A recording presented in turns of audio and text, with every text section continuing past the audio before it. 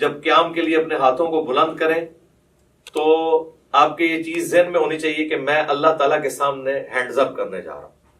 یہ رفع الیدین کا ایک فلسفہ ہے، اور یہ جب ذہن میں ہوگا تو پھر نماز کے اندر خشوع و خضوع بھی نصیب ہوگا انشاءاللہ تعالیٰ. رفع الیدین کیسے کرنا ہے؟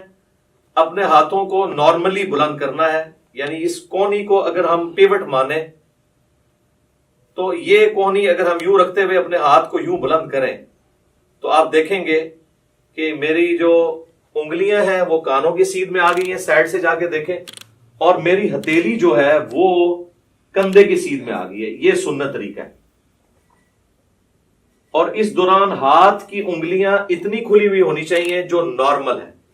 سنن ابی داؤد میں حدیث ہے کہ نبی علیہ السلام جب رفع الیدین کرتے تھے تو ہاتھوں کی انگلیوں کو پھیلا کر کرتے تھے. پھیلانے سے مراد یہ نہیں ہے کہ ایسے کرتے تھے، تو بالکل اب نارمل طریقہ ہے. یعنی وہ راوی یہ بتانا چاہ رہے ہیں کہ نبی علیہ السلام ہاتھوں کو یوں نہیں رکھتے تھے بلکہ نارمل ہی رکھتے تھے.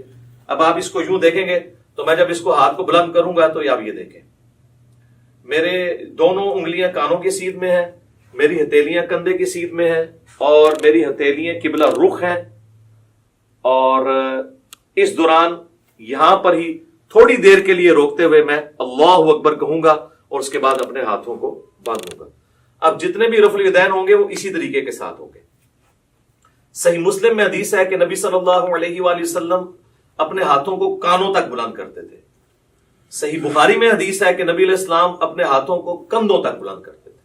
اس میں تطبیق یہی بنتی ہے کہ آپ ہاتھ اس طرح بلند کرتے تھے کہ اگر انگلیاں دیکھی جائیں تو وہ کانوں کی سیدھ میں آ جائیں اور ہتھیلیاں دیکھی جائیں تو وہ کندھوں کی سیدھ میں آ جائیں. یہ نارمل پوزیشن ہے اور یہ بالکل صحیح ہونا چاہیے. اس کے لیے پریکٹس کرنے کا طریقہ ہے کہ آپ شیشے کے آگے کھڑے ہوں اور اس کی پریکٹس کریں. بعض لوگ ہوتے ہیں ان کے ہاتھ یوں ہوئے ہوتے ہیں، یوں ہوتے ہیں، کچھ یوں ہوئے ہوتے ہیں. یہ پریکٹس آپ کو کرنی پڑے گی. کسی کا ایک ہاتھ اونچا ہوتا ہے، نیچے ہوتا ہے. تو یہ اب مجھے جو آپ میں یہ کر رہا ہوں میرے سامنے شیشہ نہیں ہے، یہ میری پریکٹس کی وجہ سے یہ سیدھا نظر آ رہا ہے. بعض اوقات آپ سمجھ رہے ہوں گے کہ سیدھا ہے لیکن وہ سیدھا ہوتا نہیں ہے، ٹیڑھا ہو جاتا ہے. تو اس کے لیے آپ کو پریکٹس کرنی پڑے گی. اور رفع الیدین کرتے ہوئے آپ نے اللہ اکبر کہہ کے ہاتھوں کو باندھنا ہے.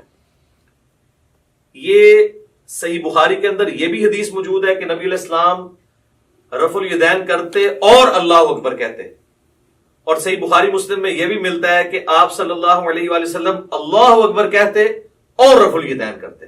لہٰذا اس چکر میں نہیں پڑنا کہ پہلے رفع الیدین کرنا ہے یا پہلے اللہ اکبر کہنا ہے.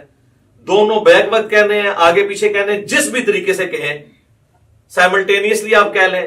ہر صورتحال جو ہے وہ سنت کے مطابق ہے، کیونکہ اتنی جو باریکیاں ہیں نا وہ احادیث کے اندر نہ تو اللہ تعالیٰ کو مطلوب ہے کہ اس طرح کی رپورٹ کی جائے، نہ نبی علیہ السلام نے ان کو اس طریقے سے تعلیم فرمایا. تو یہ بڑی امپورٹنٹ چیز ہے اس حوالے سے.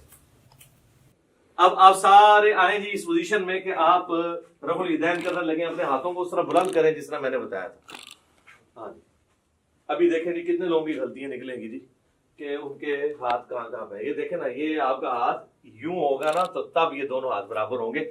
جس نے پریکٹس نہیں کی ہوئی نا ادھر بیٹھ کے یہ دیکھیں، یہ میرے سے بھی ہو جاتا تھا. یہ آپ کا ہاتھ اوپر ہے، اب آپ کا ہاتھ برابر ہے. ٹھیک ہے، ٹھیک ہے جی. اور ہاتھوں کو نارمل رکھنا ہے. اینڈ کرو. اس کا بڑا آسان طریقہ پتہ کیا ہے؟ یہ دیکھیں جی، آپ نے پریکٹس کرنی ہے نا تو آپ یوں ہاتھ رکھیں اور اس کے بعد ہاتھ کو یہ پیچھے لے کے ہیں تو پھر آپ سیدھا یعنی دیوار کے ساتھ پریکٹس کریں گے تو آپ کی پریکٹس بنے گی. ٹھیک ہوگا جی.